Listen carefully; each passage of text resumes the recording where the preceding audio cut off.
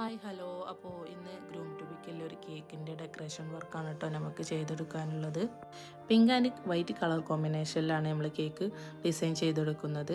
ഗ്രൂമിൻ്റെ colour theme pink and white ആണ്. അപ്പോൾ അതേ സെയിം കളർ തന്നെ കേക്കിലും വേണമെന്ന് കസ്റ്റമർ നമ്മളോട് പ്രത്യേകം പറഞ്ഞിരുന്നു.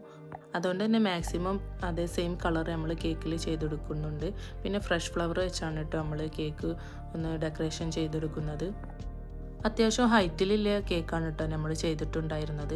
കസ്റ്റമർ നമ്മളോട് പ്രത്യേകം പറഞ്ഞിരുന്നു കുറച്ച് ഹൈറ്റുള്ള കേക്ക് വേണമെന്ന്. അതുകൊണ്ട് തന്നെ 7 ഇഞ്ച് മോൾഡിൽ 2 kg സൈസിലാണ് കേക്ക് നമ്മൾ ചെയ്തിട്ടുണ്ടായിരുന്നത്.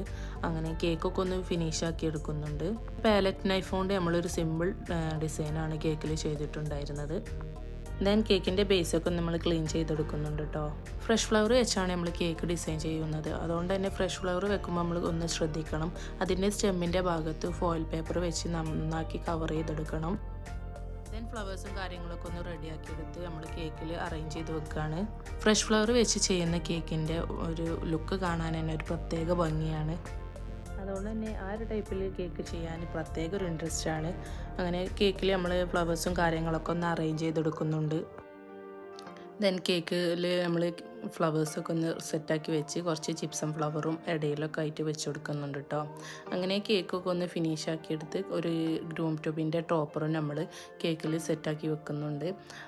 പിന്നെ കുറച്ച് ബീഡ്സും ഇട്ട് കേക്ക് ഒന്ന് ഫിനിഷ് ആക്കി എടുക്കുന്നുണ്ട്. അപ്പോൾ കേക്കിൻ്റെ ഫൈനൽ ലുക്ക് ഇങ്ങനെയാണ് കേട്ടോ വരുന്നത്. അപ്പോൾ ഇഷ്ടമായിട്ടുണ്ടെങ്കിൽ എല്ലാവരും ഒന്ന് ലൈക്ക് ചെയ്ത് ഷെയർ ചെയ്യണേ.